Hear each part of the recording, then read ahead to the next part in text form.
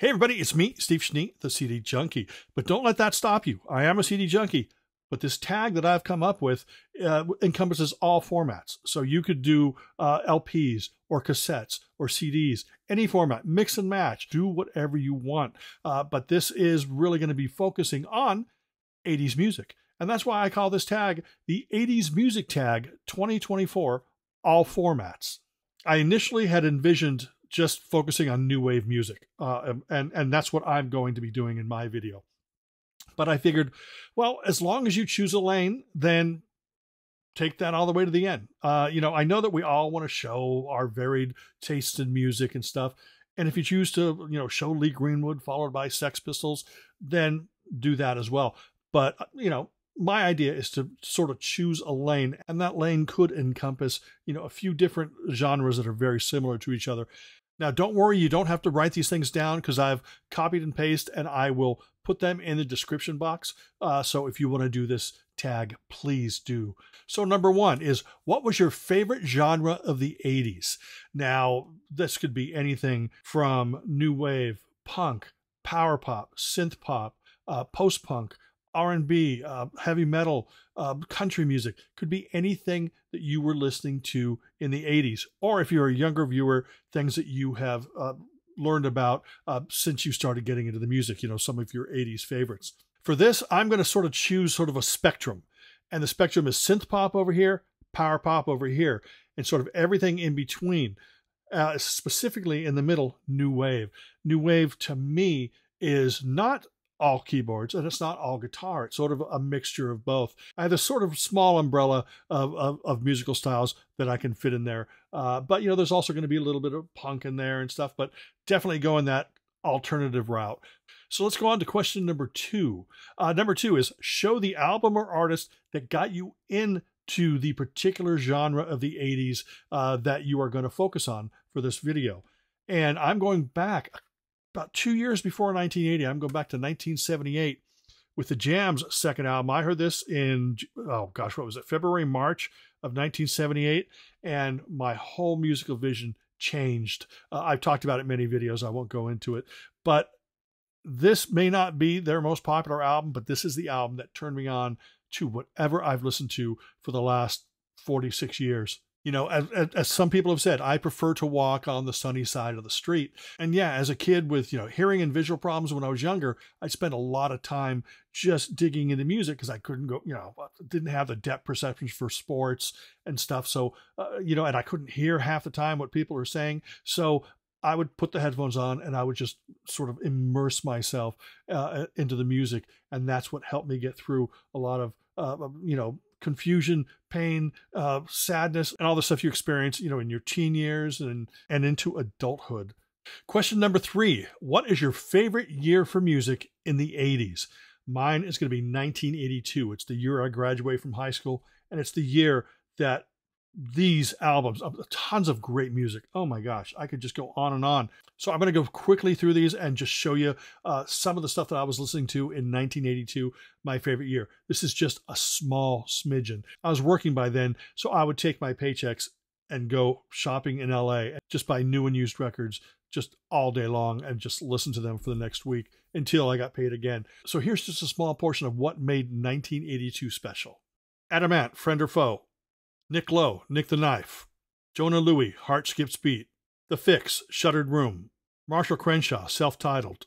Dexy's Midnight Runners, Tu Raye. Sparks, Angst in My Pants. XTC, English Settlement. A Flock of Seagulls, Self-Titled.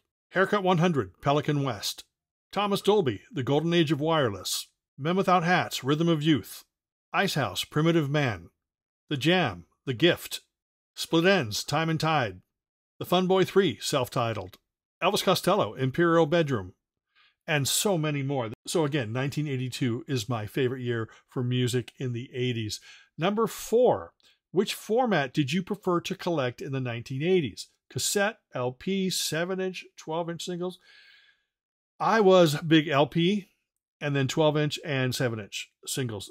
I just loved just any type format. So, if a band came out with a single and it was available, an extended mix on a 12-inch and a 7-inch, I would get it. And back then, there were so many different variations. You'd get like a 7-inch picture disc and a regular black vinyl 7-inch. Sometimes it would be shrunk wrap with a cassette, all that great fun stuff. So yes, I collected vinyl for the first 30 years of my life and loved every single moment of it.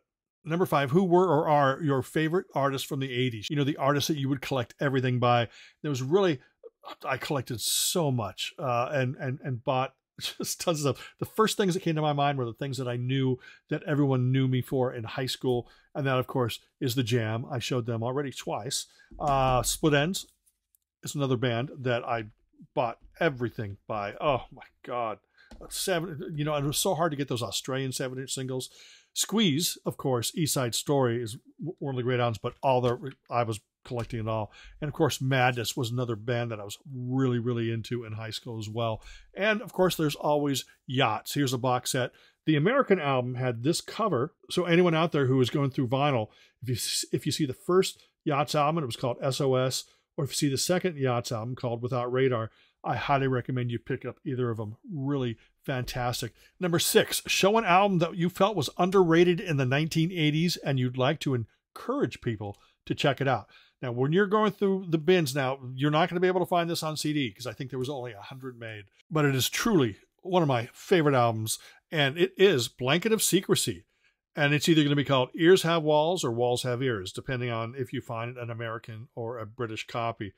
Incredible. Came out on the F-Beat label originally, came out on Warner Brothers here in the US. And the band, a trio, one of the members is producer Roger Bakirian, and the songs were just great pop songs. This album is really wonderful. Now, if you are a digital person, what you can do is you can go on iTunes and you can buy digitally the album remastered by Roger Bakirian, and it's just fan-friggin-tastic. If you love pop, there's enough keyboards for the keyboard people and enough guitar for the guitar people, but just a great blend, great pop album, lots of great songs. Blanket of Secrecy. Definitely check that out. You're probably only going to be able to find that on vinyl, but it's highly recommended. Number 7, show an album that you liked or loved in the 80s, but you actually have more of an appreciation for it now than ever before. I have 2 that I always think about, and one of them is technically an album from the 70s, but it came out, I believe, in January 1980 here in the States. That, of course, is London Calling by The Clash. So I'm going to call it an 80s album because in the US, it was released in 1980. And this album just gets better and better every time I hear it. And I've heard it hundreds of times. It's an incredible album, and it's not overrated, and it is an album that everybody should own. The other title that I love now more than ever, and I've heard it not quite as many times as London Calling, but I've heard it at least 117 times, and that is Roxy Music's Avalon. Oh boy, what a beautiful, beautiful album this is. If you haven't heard it, you need to hear it. It's melodic, it's romantic, it's just filled with everything that I love about music. Number 8, name an artist that became popular in the 80s, or actually formed in the 80s, that are still creating great music today, that you consider great music. And it could be under the band name, it could be, the members in a new band, or an artist going solo. I've got a few examples here. Icicle Works came out in, I think this was 83, 84. And this is the album that has Love is a Wonderful Color and Birds Fly, Whisper to a Scream. Great.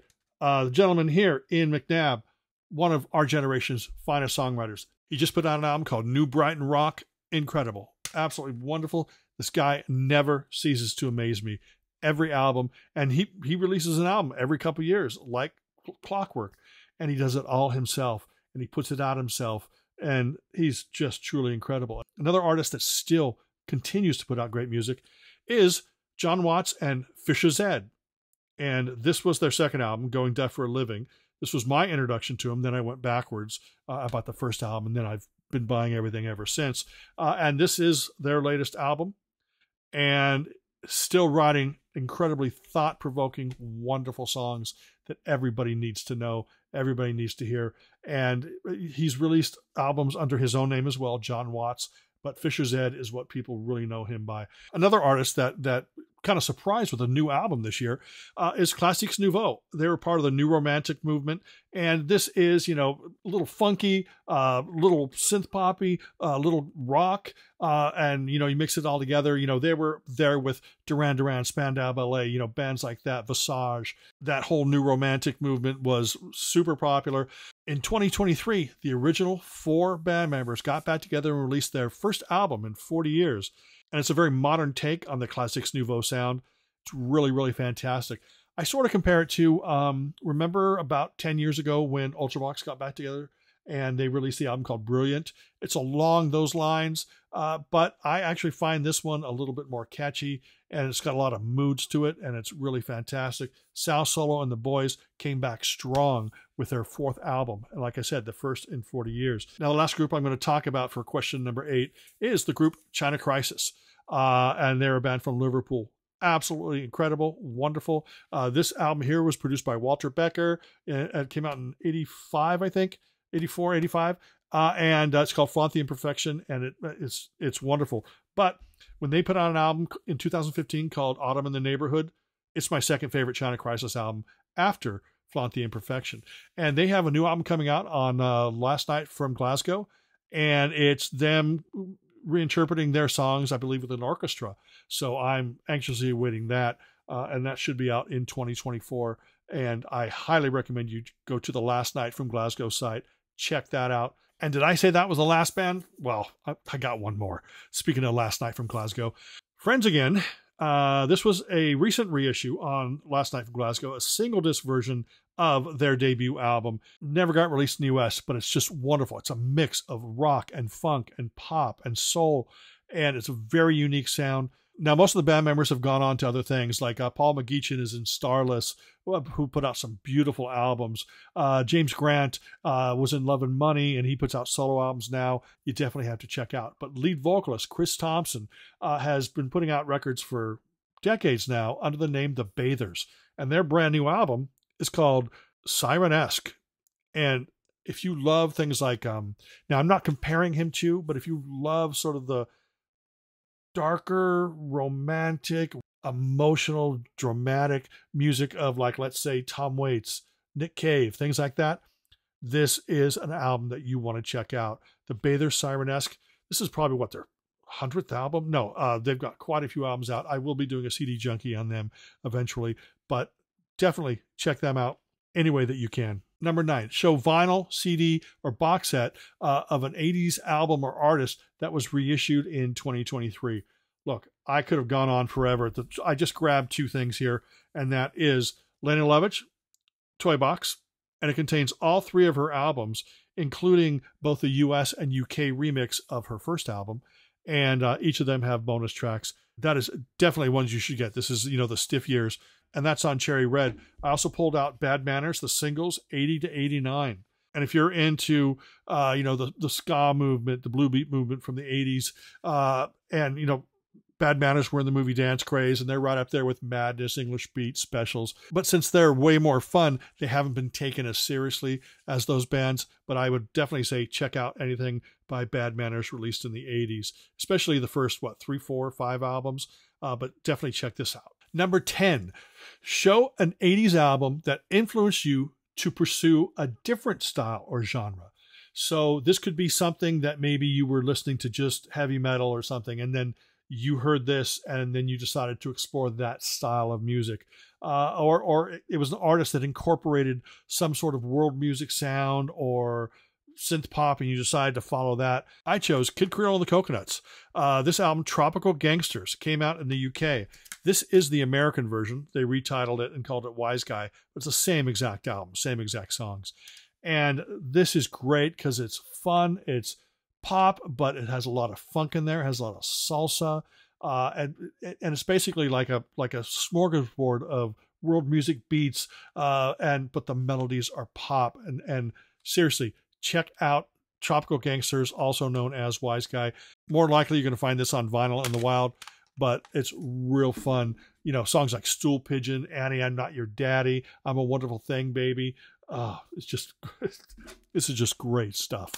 And finally, the bonus question on my 80s Music Tag 2024, all formats. Show an album you feel would be essential to anyone who wants to get into the 80s, who never really experienced it. You know, maybe they're young, or maybe they just ignored new wave music or the 80s in general for whatever reason. Show an album that you would consider maybe a gateway to the 80s. And no hits compilations, no various artists. Yes, just show an album that you feel encompasses the spirit of the 80s style that you chose to follow. And I'm going to choose an album that I already showed, and that is the first Flock of Seagulls album. This is a 3-disc version, and it has all the B-sides and a bunch of radio sessions and live and all that kind of stuff. Absolutely, any version of this on vinyl, whatever. In fact, I have 3 versions of this. I also have the Cherry Red version that has a few bonus tracks on it, but I believe that's out of print. And then I have the American CD that has been autographed by 3 of the 4 members. Ironically enough, the only autograph I don't have on this is Mike Score, who's the guy who normally tours as a Flock of Seagulls. So I have to track him down. So I will have a complete autographed version of the first album by A Flock of Seagulls. And that is it. That is the 80s Music Tag 2024, all formats. I hope that some of you decide to just dive in and have fun with this, because it is fun. And I believe that the 80s really gets a bum rap because it's such a great decade. Just so many great albums came out in the 80s. I think that people just think of the 80s as whatever top 40 was. And I am not a person that's into the looks, that's into the hair, into the clothes and stuff like that. I ignored all that kind of stuff. To me, the way Boy George looked didn't matter. To me, Mike Score, Flock of Seagulls, and that goofy hairstyle did not matter. What mattered to me was the music, and that's all I focused on. Anyway, I really appreciate you watching this video. Remember to like, comment, share, subscribe, ring that bell for future notifications. Remember me, Steve Schnee, the CD Junkie.